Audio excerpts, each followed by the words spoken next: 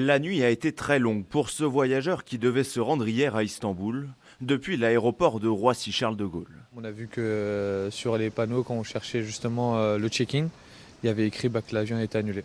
Seule solution pour lui, attendre 7 heures ce matin pour prendre un autre avion depuis Orly.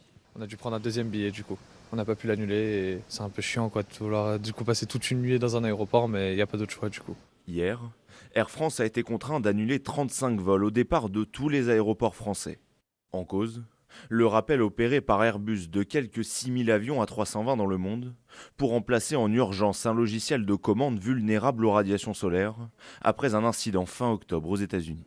Une fois, cette fois-ci, le 30 octobre, des rayonnements solaires ont dépassé largement le standard qui avait été envisagé. Ça veut simplement dire que nous allons faire évoluer ce standard. Et les conséquences se ressentent à l'international. En Colombie, 70% de la flotte de la compagnie Avianca a été touchée par ce problème de logiciel.